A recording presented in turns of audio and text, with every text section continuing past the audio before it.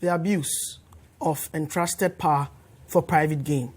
That's Transparency International's definition of a word that has probably run through every political campaign in this country, but is yet to be kept, and the political elite are yet to find a solution to it. The word corruption.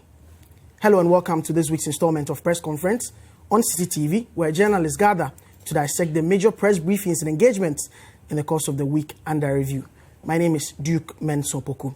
In this edition, we begin from the release of the Corruption Perception Index by Transparency International, put together by its local chapter for Ghana. That's the Ghana Integrity Initiative.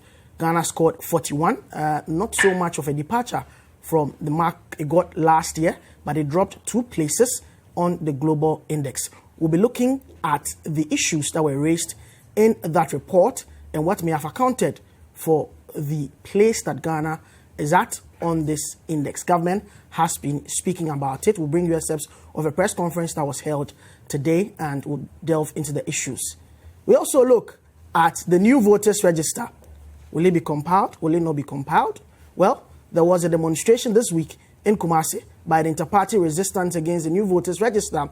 The EC missed a decision to hold a meeting convened by the advisory committee, the EC's own eminent persons advisory committee. The EC announced this week that it will compile a new register with the process beginning on April 18th. Well, the inter-party resistance against the new voters register says it's a show of bad faith.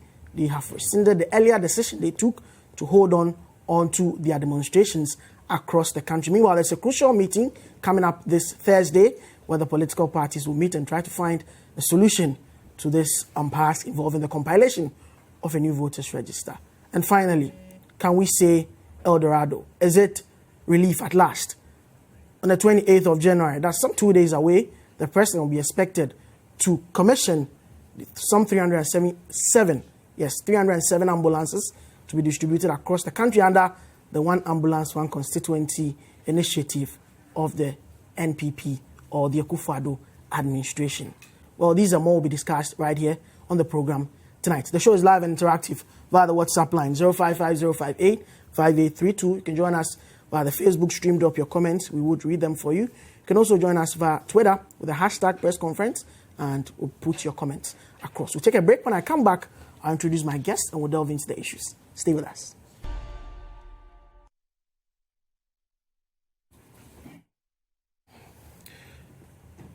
You're welcome back.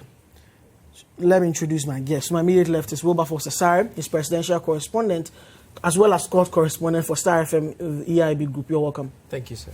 Next to him is my colleague, producer of award-winning Eyewitness News, Sixtus Dong Ulo. Welcome, Sixtus. Thank you. We're expecting our last guest immediately gets into the studio. We would introduce him and we would get his thoughts as well on the issues that are being discussed. But let's begin with the Corruption Perception Index. Well, it's an index put together by Transparency International. Its local agency in Ghana is the Ghana Integrity Initiative.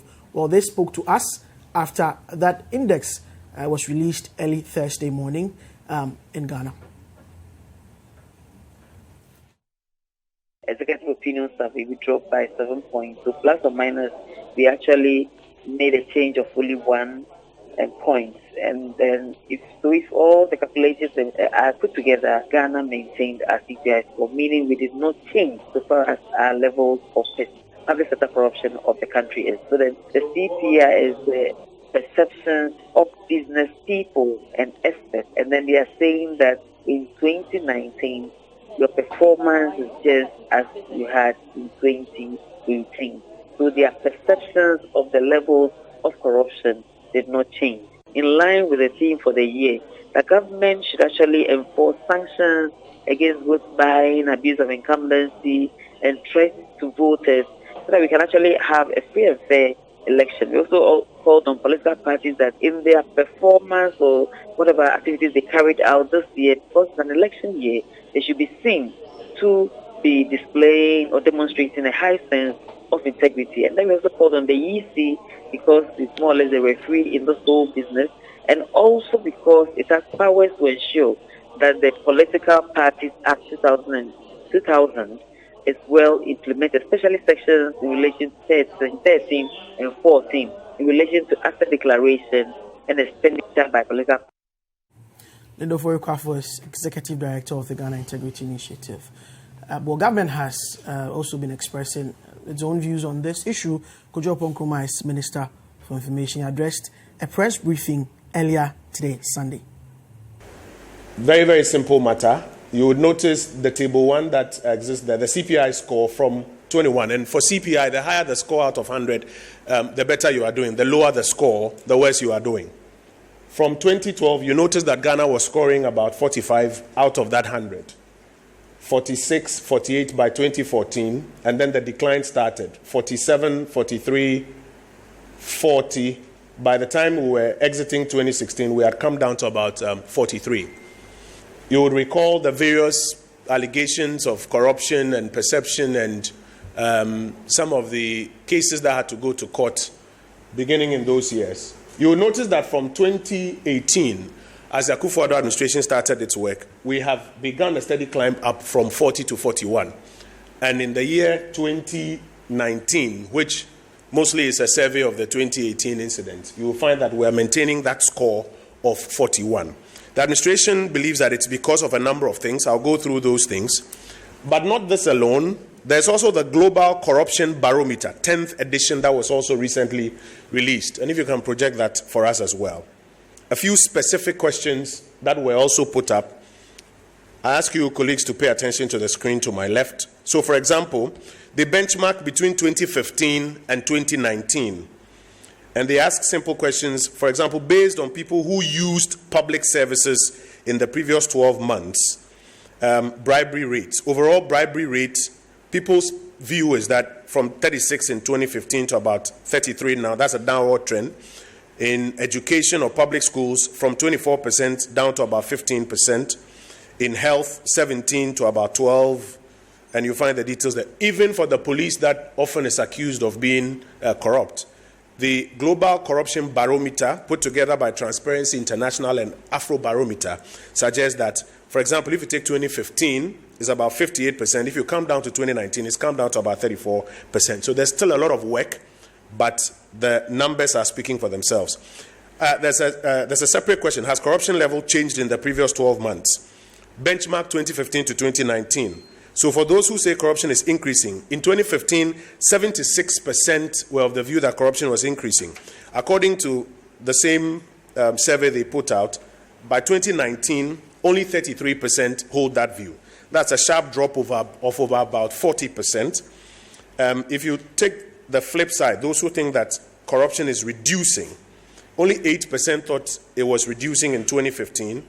Today, 36% seem to think so. So when somebody goes around saying that the fight against corruption has been totally lost, that is not the view, as the data shows, when the experts conduct the survey. If you take another question, for example, corruption by institution, that would be to the extreme right. If you can just scroll there to the extreme right. Corruption by institution. In 2015, president or prime minister, 47% were of the view that the president or prime minister of the country at the time or that institution was involved in corruption. Today, there are only 27% who hold that view. Sharp drop of about 200 basis points or 20% downwards. If you take even MPs, used to be 48 down to 32. Government officials in general, 53 down to 35. And the list goes on and on and on. The very final question, is the government doing a good or bad job of fighting corruption? Those who say a good job, in 2015, this is the benchmark from the report, only 25% thought that the government was doing a good job in its efforts at fighting corruption. In their 2019 data as they put out, 60% hold that view. A bad job, 71% thought the government was doing a bad job then. Only 30% should, hold that view today. That's about 40% drop, or about 400 basis points. Those who are indifferent, 4 to 10%, and still those who refuse to answer is 0. So both reports give us cause to believe that the initiatives that the administration has put out in our quest to fight corruption are beginning to yield results. That's Kojo Nkrumah. He also had cause to speak about another international index, or this time around an economic rating by international rating agency Moody's on the state of the Ghanaian economy? The government of Ghana welcomes the change in the nation's economic outlook from stable to positive by the Moody's rating agency.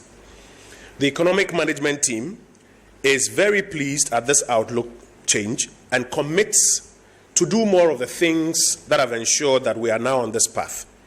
The change in outlook is a very important development, especially in the context of our ratings history over the years. Now, according to the International Credit Ratings Agency, the decision to assign a positive outlook reflects their rising confidence that the country's institutions and policy settings will foster improved macro and fiscal benefits over the medium term for the people of Ghana. And this is in part as a consequence of the reforms implemented by the government of Ghana in recent years. These reforms are beginning very clearly to bear fruit, as seen, for example, in the turnaround of many of the fiscal and macro indicators that we ever so often speak about. Though pressures and risks remain generally, and this is evident in some of the revenue challenges, some of the arrears that still exist, some of the contingent liabilities, particularly in the energy sector that we have spoken about, though all of these exist, it is quite clear that the current levels of stability that have been recorded, growth, and the closing inequality give confidence to all, including the global economic watchers. Receiving this news, the head of the economic management team, His Excellency the Vice President Mahmoud Bawumia, has expressed the following sentiments, and I'd like to share them with you. First is that this certifies that the results achieved so far from the first 3 years of economic recovery that the managers of the economy have been embarking upon are true. Contrary to the attempts by some to run down Ghana's recent economic gains, this is further evidence that global economic watchers who are examining our economy. So that's Kojo Oponkrumah, Minister for Information. That's one of the issues that he also addressed at today's government press briefing earlier on Sunday at the Information Ministry. Let's come to the issues up for discussion tonight. So we have the Corruption Perception Index and we have Moody's ratings. Let me begin with you, Wilberforce, on the Corruption Perception Index. Could you seem to pander to other indexes and other reports to sort of create a certain holistic picture and point it out there that even though we've dropped 2 places on the global index, maintained 41, but looking at the others, government is really doing well. Is that a fair assessment of the situation with regards to the fight against corruption? Well, so Duke, I do have an issue whenever corruption perception index are announced and how that we are quick to point accusing fingers at a certain government. And when I say this, it cuts across all governments that have come and gone. Yeah. Corruption perception, essentially, those who conduct the research are saying that when they came to Ghana on the ground, interacting with people at all levels, they realized that there was corruption everywhere at all levels. But it would appear that when corruption perception indexes are announced, there is some section of the society that quickly goes out to point accusing fingers at another section of the society. Mm-hmm. And so for me, it will appear that we are running away from dealing with the real issues of corruption because one section of the society is pointing accusing fingers at the other and saying that you are corrupt. The perception is pointed at you. However, the perception is pointing at all of us collectively, saying that everybody at all levels of society are being corrupt. And that's the reason why we have that level of perception index attributed to us as a country. And so I do understand why government will react and try to rationalize and try to point. But over the years, it's become what we call in local parlance political football. Exactly. Opposition feeds on it, government tends to defend it. So, I mean, any government in office cannot run away from the ramifications of such an index. I do agree, but that is the reason why we have not been able to deal with corruption in our country. And that's because the people that it really concerns, which is all of us, a section of that holistic people are pointing accusing fingers at another section. And so we are not dealing with corruption. all we are doing is we are playing lip service. The perception is literally saying that when the researchers came, they went to the lowest of society. The people there were demanding money to be able to do their work, from public servants and what have you. When they went to the middle level management, they were also demanding money and what have you. When they went to government officials, they were also demanding money to do them, and that is what forms the perception. But we have one group of the people, or sometimes even the politicians, pointing accusing fingers, and they drive the conversation. So the opposition, when the perception index is released, drives the conversation and points it at government and says that government is corrupt. Government is corrupt. But that is not it. My real issue is that it's about all of us. If the ordinary Ghanaian, the one sitting at the ministry taking money on behalf of government, will eschew corruption, all facets of life, I don't want to be naming them. If we will all say that, look, we eschew corruption, don't want it, then we will be able to deal with this thing called corruption in our country. But for now, perception indexes will be released. In fact, next year, another one will be released. All we will do is point accusing fingers at a certain people who are in government, and then we leave it there. Okay. Once we get somebody to blame, we are fine. We do nothing about the situation any longer. I think it must change. Okay, so for Sisters, both of us tends to think that it's not something that, really lies squarely on the shoulders of government alone. And that if citizens would improve their attitude towards corruption, probably we would be moving from 41 to even 50, which is an average score. The index and the reaction from government. I wish we had always treated this with the attitude that Wilberforce is painting now. Whether we like it or not, it will continue to be a political score for all on the coin. Mm-hmm. People will continue to make capital out of it. We know how people have ridden on that to glory. We know how it's become a topical issue. And for me, that was the beginning of the trouble for us, where we did not look at the real issues, and we thought that it was a particular administration or a particular individual who was fueling it or who wasn't acting against it. And I think that was the beginning of our troubles. Whether we like it or not, the very things we say, even as citizens, go to fuel some of these indexes. You can talk about the surveys that people come in to conduct. Sorry. And you realize that you encounter a stranger, and this stranger is taking views on, just ask you to fill up a questionnaire. And your immediate reaction is, how much will you give me for this? Or you are on the road and you are stopped by the police. And the first question is, or the first statement from the officer to you is, Charlie, today is Friday. Something for the boys. Something for the boys. Or you go to a ministry or a public office to seek a service that you are ordinarily entitled to. At the risk of being misunderstood, let me mention passport office. Yeah. Let me mention DVLA. And all the other places that we have. Yes, we have that interface. And there's somebody behind the desk there who knows all too well that the service you are there for, you are entitled to. Yeah. And indeed, you are qualified for it. Yet this person goes on to ask you, Charlie, so how do we fast track this for you? You are entitled to it, but the person still wants to fast track the thing for you. Why on earth should that happen?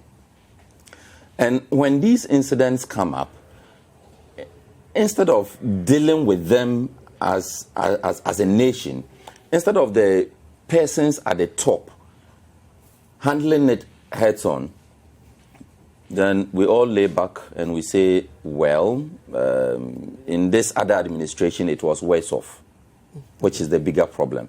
We tend to do a lot of comparisons. We tend to want to compare between, look at the figures. In this administration, it was like this. In this one, it is like this. I think one thing, the only thing probably I agree with the Minister for Information in that press briefing would be that there's still a lot to be done. Yes. We unfortunately for us too, we we seem to have celebrated the creation of the Office of the Special Prosecutor too much. We seem to have felt that creating the office in itself was the end, an achievement. Meanwhile, it is supposed to be the beginning to the fight against corruption.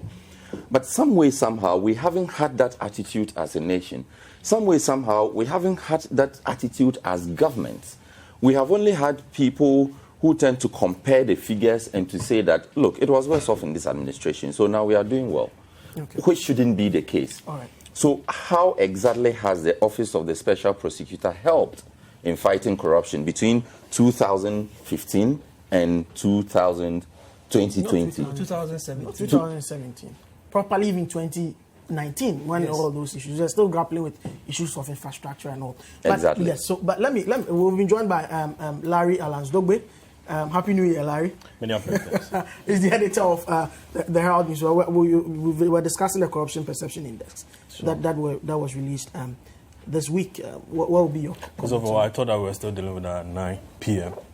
Oh, you know, I've been on there, so you don't have to tell our viewers. I mean, this for you don't have to tell our viewers. how many weeks? It should be between us. You don't have to tell our viewers. Yeah. Now, first of all, a friend of mine made a very brilliant point once. Talked about how birth and death, you know,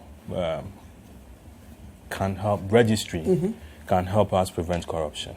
Really? How? Yes, I'll come to that. Should be interesting. How the digital address system can also help us, you know, to fight corruption. And also how the Ghana card, as we have it, can also help us to prevent corruption. Now, with birth and death, when it becomes mandatory, it's actually mandatory, but I mean, how many of us, I'm not sure, you know, somebody here might not have a birth certificate. No, might not have. That's fine, but Yeah. the death side is the issue. Well, at least the death checks whether you are out of the system.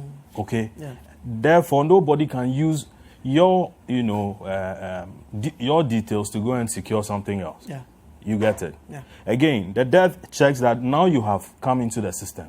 What age have you attained? So that this age cheating and all that could be checked with all that. Again, the digital address checks that, okay, on this day, you secured this service. Did you pay the required, you know, fee on it? Or you paid more? Okay? Now, if you paid more, what led you to, you know, paying more? It could also help to check corruption. And also, you seem to forget that the excess that is paid in addition doesn't to go through the it doesn't reflect on the at least, records. you know, But- then but there's I think that the But broader you- picture is the fact that digitization Yes. can help change Because it, corruption. That's the it broader reduces point. the human interaction. Exactly. And the Yeah, mechanization it does. is expected It does. to bring efficiency and does. reduction in Then it corruption. does. so with the losses. death, And there's evidence to buttress your point. Yeah. When they piloted digital payment in one of the ministries, Yeah. the vice president the other day announced that the revenue in that ministry skyrocketed. Even the paperless ports, we are told Yes. it pushed up, I mean, revenue over 50%. The Okay. finance minister Okay. came to report Okay. in Okay. Parliament. So Okay. the digitization drive, precisely. Yes. And also then the Ghana card thing. yeah. Okay, that, you know, confirms that you are indeed Mr. So and so, you are in town or you have left and all that. So all these key things my friend cited, and I think he made a lot of sense. So to Now- drive home the point. Now, to drive home the point, I think that this whole corruption index and so on, people are getting fatigued. Really? Yeah, I think so. For the first time, even your show, you didn't talk about it. The day after the release, your morning show, Bernard Avler didn't talk about it. I monitored him so well. Most No, people, our breakfast show has a mind of its own. No. oh no, at least some of the issues are something so can be trending current on that. Twitter before you realize it has become a big issue. Exactly. We dictate the trends in the country. Sure. You know, City breakfast show. but I'm saying that the day after its release, you know, somebody expected, or a lot of people were expecting that to be talked about. I saw comments on Facebook and many other, you know, social But media is that to platforms. say where- it's not important? It is important, but you see, we've spoken about it several times. People are simply fed up. People are simply fed up. The change that, you know, we were expecting, I mean, hasn't come. We are still waiting. You know, maybe we should still wait for it. I The think other- it's because of how we treat the previous perception ones. report. How we treat Exactly. it. Because the discussion is tainted with politics and not Politics. discussed. For the politics, you can't take it out. Okay. But you see, how about maybe you and I, who are not into the mainstream politics, we don't mount platforms and talk, and so on. Okay, so people are getting fatigued. All right. I mean, like Sisters mentioned, what's happened to the Special Prosecutor's Office? We thought that was a panacea to all our corruption problems. But no, we are here again. And I think nothing has changed. Okay. Today we are dealing with whether, I have the legal framework to work. I can prosecute. Who am I prosecuting? Am I dealing with MPP officials or I'm dealing with NDC officials? Have I gotten my money or I haven't gotten it? And so on. And we are still here. Is your office finished? Is your office finished? Do you still have the keys to your office, or you've been locked out? All right. So that's Larry. We'll take a break here. When I come back, we'll delve into the other issues. This is Press Conference. Stay with us. You're welcome back. This is Press Conference right here on City TV. I'm in studio with Sixtus, Wilberforce, and Larry. Now, let's listen to you before we go to our next topic for discussion. First message from China in Kumasi. Your name is China here. Sending this one from Kumasi. Interesting. It says, it's very shameful. Wherever we find ourselves as Ghanaians, there is corruption. It's not. Well, I'm sure we understand what he means by that. Salam from AG says, I like the way you're moderating the program. God bless you. God bless you too for doing the viewing. Dan from Bolga says, good evening. I'm very surprised that one of your panelists is trying to shift blame from government, but that was the case in 2016. Was it not government's fault then? Well, that's the question you're asking, Dan from Bolga. Jamna from Abetifi says, I think corruption can be reduced drastically if our periodic institutional protocol allocations for VIPs is stopped immediately. So you want protocol and VIP allocations to be scrapped. For you, that is what can reduce corruption in the country. That's a good one from Jamna in Abetifi. Kofi Kra says, the topic under discussion is very interesting, and I share the same view. And to add to that, we always say corruption is for only political office holders. But I tell you, the public and civil servants are over 1,000 times corrupt than the politicians. I always say the people we say are corrupt are from our society, our brothers and family members. Therefore means we are all corrupt. Jibril from Fadama Night Market says, the minister came to give an explanation today and comparison and nothing else. She should tell us the overall score and stop the propaganda. The score is very low. They should work on it and stop the propaganda. That's what you think, Jibril Ali from Fadama Night Market. Let's move on. But some very sad news coming in. Confirmed death of basketball star Kobe Bryant. The story is developing. Stay tuned to City TV and City FM and all our online platforms for all that is coming up with regards to this developing story. Let's move to the second issue up for discussion. It's got to do with the compilation of a new voters register. The IT consultant to the EC was in this building this week, and he had some justifications for the new register. All the EC is seeking to do now is to sort of tighten the process so that we limit the number of times that the manual verification process has to go on. And to do that, we need to ensure that the fingerprint templates that we generate are of high quality.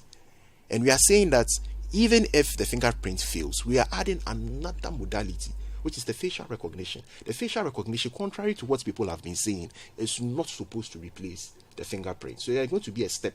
So first, fingerprint. If fingerprint fails, the next thing under normal circumstances that we will do is that we will do a manual verification. So you are saying that now, a machine can do the second phase of facial verification more than the electoral officer and two witnesses? Because a machine is now going to look at your facial signature and compare it with what is on the record. Have you piloted this anywhere? Facial recognition has been used extensively in forensics, in border control systems. In elections, yes, there have been some. I think the Somalis did. So that's Dr. Yao Fureje, IT consultant to AEC, in that interview with Bernard Kokwable, host of the City Breakfast Show. Well, the EC released a statement indicating that there will be that crucial meeting with the EC Advisory Committee next Thursday. Let me start with you, Larry, on how the issues have panned out. It looks like still among the political parties, sharp divisions, that the EC has set a date, April 18, for the compilation of this new register. First of all, I think that it's rather unfortunate that we've gotten to where we are. Okay. From where I sit, I'm not convinced at all that we should get here. I mean, what exactly, why do we need, okay, let me put it this way, why do we need to change the voters register? A lot has gone on, or gone into what we have now, and it's been used for several processes, several elections, a referendum that divided the country. I mean, that increased the number of regions we have. A district assembly election, okay, and many other things that we've done. 2016, that's the election that brought the government to power. Before then, I mean, so many discussions went on. It should be changed, it shouldn't be changed, and so on. A committee was set up, led by I think Justice V.C. Exactly, Crab. Grace Bediakun was part of it. Reverend Emmanuel Asante was part of it, and all that. And then Professor Nina Kukweno. They all, went into the thing, met with the political parties.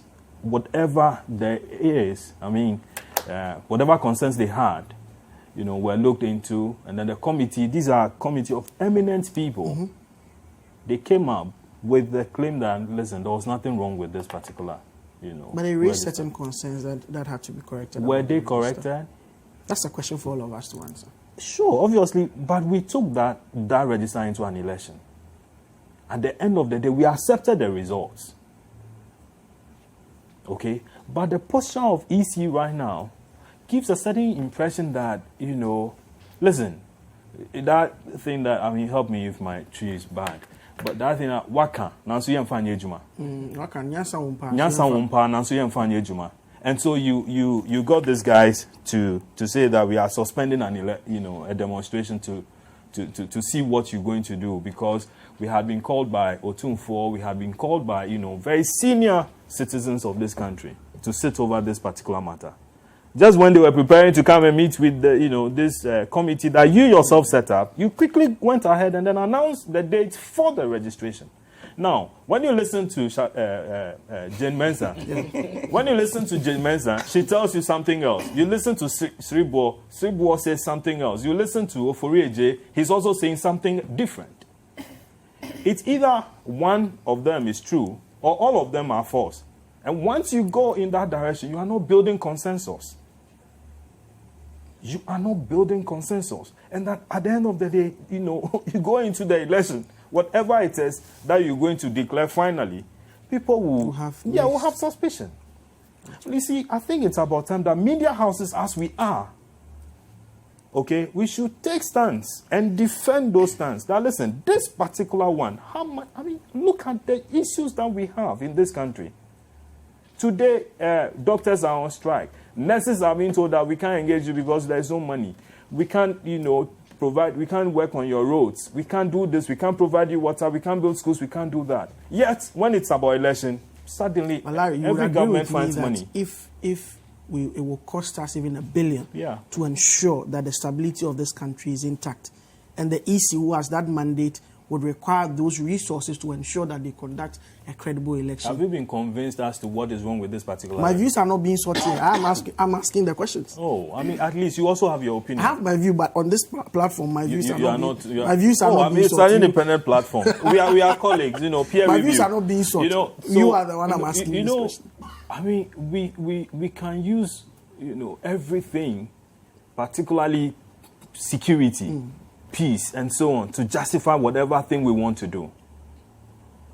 Okay, America recently killed Soleimani Qasim and said that, listen, this is a terrorist. Meanwhile, this is a guy who had helped them to do A, B, C, D and wipe out, this ISIS and all that and everything. Suddenly, the guy became, became an international risk, and that place was safe, because Suleimani is no longer, controlling that area. Everything can be used to justify whatever we want to do.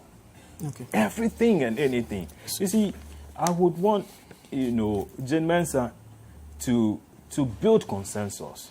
You expect that consensus in this Thursday, the upcoming Thursday's meeting? I mean, you see, people are going there with an entrenched position because Jane obviously has taken an entrenched position. The political parties have also taken an entrenched position. For you, what would be the position of consensus? Some have said that let's not put together a new register, but at least change the 40 PVDs or BVDs. That would be a compromise position for some. Everything. Your program, I'm sure it's gone through several stages. Mm-hmm. A while ago, I had issues, with the timing and so on. Which is still outstanding. Exactly. Anyway. I mean, it's a process. It's a process. It's not a destination that, we have arrived at. Let's try, so today we want to do this, the next day we want to do that. I mean, the most ridiculous thing I heard was that when Bernard Avile asked Oforeje, this particular system, where had it been piloted before, where had it been used before, then he mentioned Somalia. What on Somalia? Oh, you heard him. I'm sure some of your listeners, listeners of course. It's a matter of public record. Exactly. He mentioned Somalia, one ton Somalia. Okay, let me come to... And, we haven't piloted this thing before. This is your first time that you are going to an election. And the thing that determines your results is a fresh thing that you're going to test on for an election. When are you going to compile this? When are your people going to experiment with it and master it and deploy it on election day? All right. Okay. We should be worried. Let me come to Wilberforce. Meanwhile, the NIA has been telling the whole country, including the EC, that it has all the data that they were required to put together a new register. Do you foresee a compromise going into Thursday's crucial meeting? Well, this whole EC discussion, for me, is an attempt by a constitutionally mandated body to improve a system that it inherited, that is in terms of its current leadership. Yeah. And it's an attempt to improve the system. Okay. And it looks like that attempt to improve the system has generated, for me, unnecessary debates. Okay. This is a constitutional body giving a mandate by our 1992 Constitution.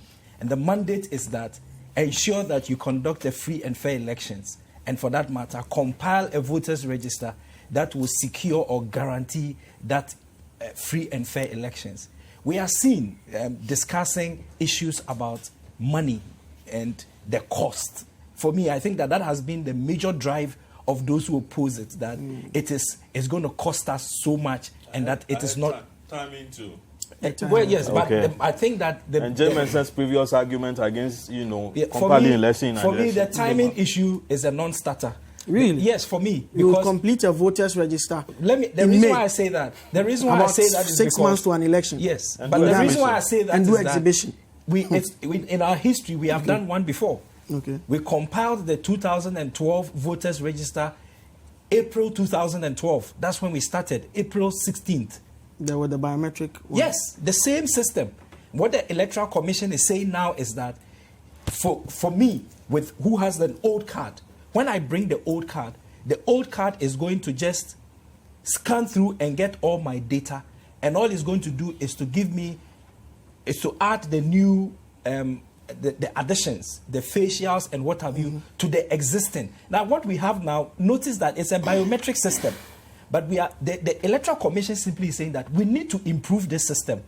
Some of the equipments have failed us, and that is the thing about technology. But why not just migrate the data? No, see, if you are not an IT expert, you can always say that, just migrate. Let's just do this. That's what the experts are saying. No, the thing about it is that, and that's one of the problems I've had with the CSOs.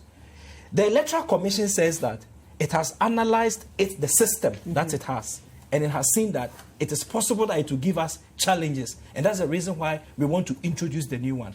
The CSO says that they have analyzed the report of the one who did the analysis of the system.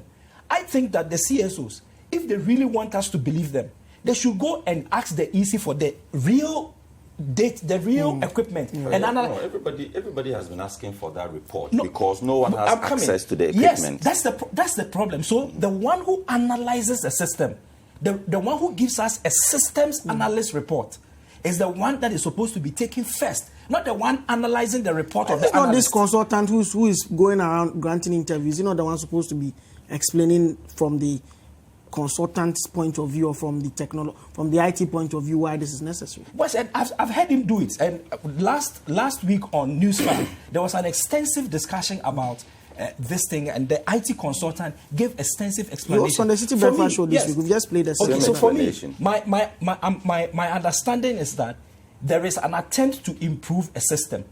That's for me the totality of this. Okay. And a group of people are saying that we don't need to improve the system. Let's maintain it where it is. That's your understanding. That's your understanding. Simplifying the issue. That's your understanding. Thursday you will be there to discover whatever happened. Do you foresee any consensus? Looking at how I I'm glad you reminded me that I'll be there, so I need to be minded by what I say. So my access is not revoked. Yeah. Sure. I just blown your cover. Probably I shouldn't have mentioned that. We haven't been invited. No, he officially is our EC correspondent. So. Yes, Look, I think that we all recall the infamous statement. It is our thing. We saw it. We liked it, and we recall that statement. EC logo. Who's that song? Concerning the EC logo, Okay. and the heat it generated. Yeah. It came down to one point that you work with human beings, you work with institutions. You are granted some level of independence. You are a constitutional body. The Constitution gives you autonomy. The Constitution says that you shall not be influenced or regulated by any external body or authority. And so you can act within the powers of the Constitution for a particular purpose or to achieve a particular goal. If we interpret this independence to mean that the very institutions or the very stakeholders that you are supposed to be collaborating with cannot make input into the process, you always have problems. Yeah. Such that a simple matter as something as simple as a logo, stakeholders did not take kindly to it, simply because the institution at that time decided that, look, there's something very simple, something that we don't need anybody's input. Now, compare that to this vexed issue of a register, which is going to dictate the conduct of the elections. Yeah. And you tell me that you are mandated to do it, you are an independent body, so whatever anybody says really doesn't matter. So no, that's so a bad... The meeting wouldn't change anything. It wouldn't change anything. You don't talk that's like a that. faulty That's premise to start from. It's so flawed.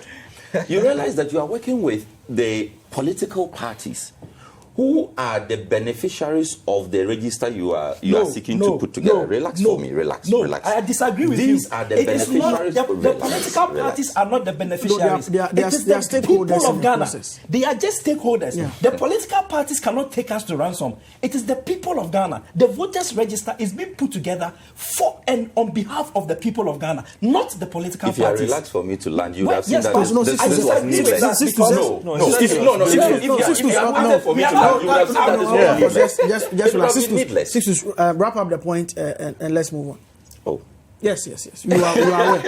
Yes, wrap up the point. Let's. Your boss on. is cool. Thank you. Anyways, so I think that it was wrong, first of all, to have taken the posture that the political parties, the CSOs, and the development partners, as you would have, should not or could not have made any input into this. I think that closing the door to discussions was a very bad thing. I think that it was in very bad faith to have gone ahead to announce April 18 as the start of the registration. When there's no consensus. In fact, your own advisory body said, sit with the stakeholders, discuss the issues, and arrive or build consensus on the matter. And you go ahead to announce a start date. I think it is. But you also have to take note that the EC. Okay, so sorry. We'll take a break here. When I come back, we'll move on to the last issue for discussion. This is press conference. Stay with us. Welcome back. This is press conference right here on City TV. Journalists are gathered discussing the major press briefings and engagements this week. Let's hear what you have to say regarding the discussions we've been having. Prince Henry from Koforidua says, so the Electoral Commission intends to compile a new voters register, yet they carried out a limited registration exercise to waste the taxpayers' hard-earned money. Let's move on to Nana Kweja, Nana Kweja says it's important government admits that not much has been achieved in terms of fighting corruption, so that we identify areas that need to be looked at. Another one from Seabone from Tema says, I think the voters register budget should rather be channeled into providing street lights to reduce road accidents. Good one. Charles in Legon, politicians are only interested in projects that will keep them in power. 34 persons died in an accident, and none of them is thinking about dualizing our roads, but voting 440 million cedis for a new register.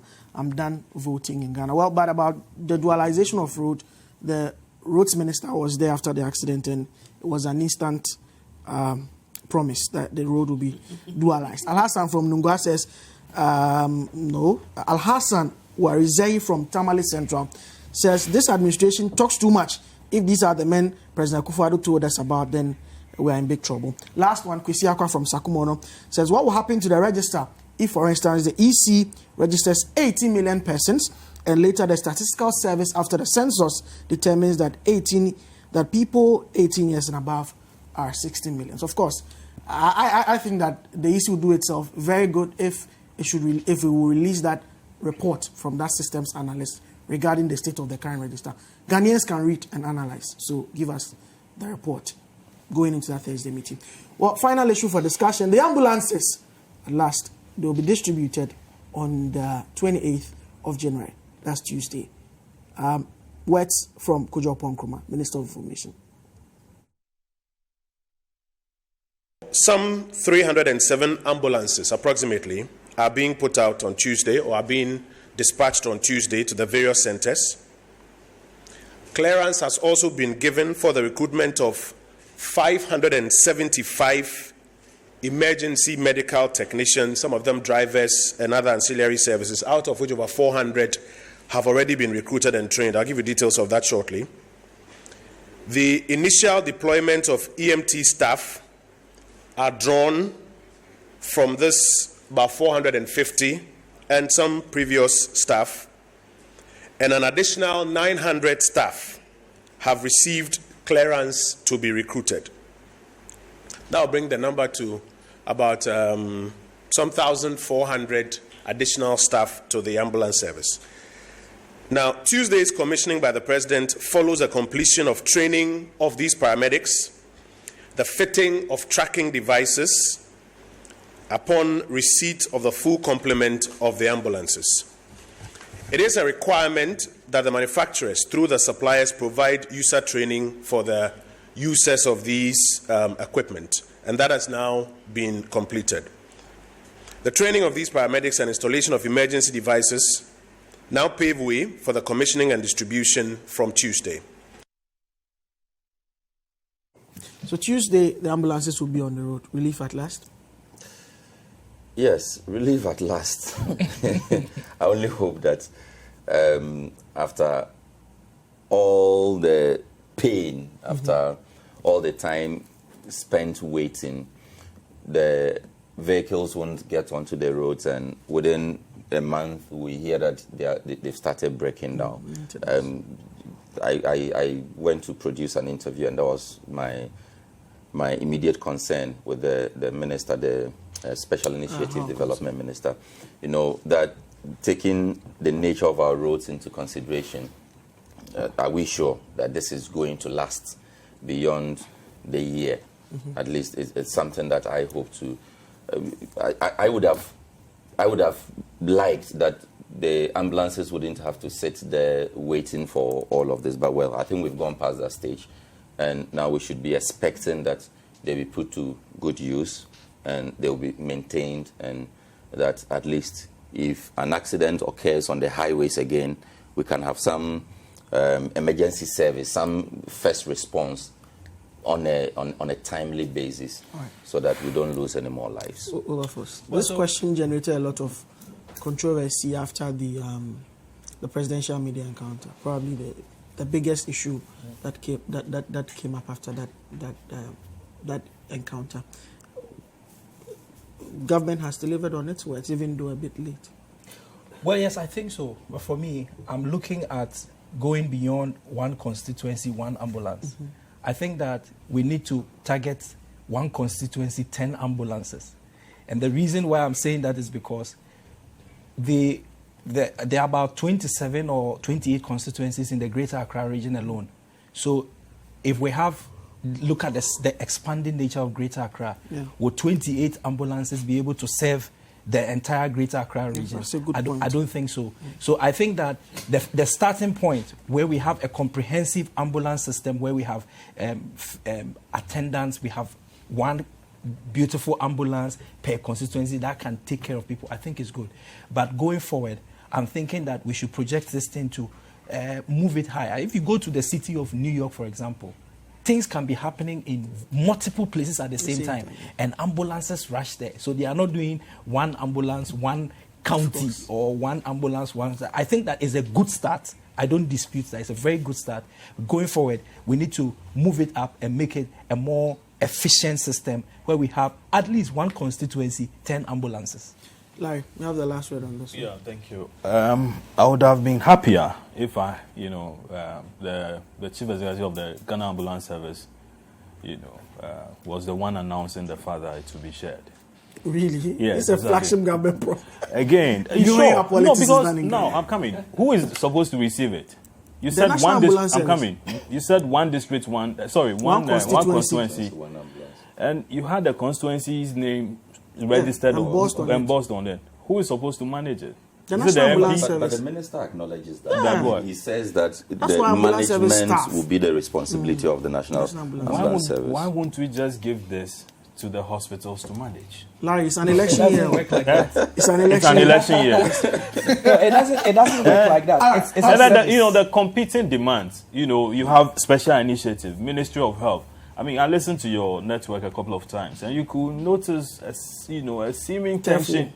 Exactly, between Ministry of Health and Ministry of Special Initiatives. I'm sure once it's handed over, the job of the Special Initiatives Ministry is done. But that's we how. should also mention that places like, let's say, the motorway and the Cape Coast Road, you see where the accident, we should have designated ambulances. Well, it's not too late. The ambulances are more than the 275. Yes. So some can be put on But those. were they bought from the But that's how we wrap up press conference in this edition. There's a repeat of the program later, tomorrow.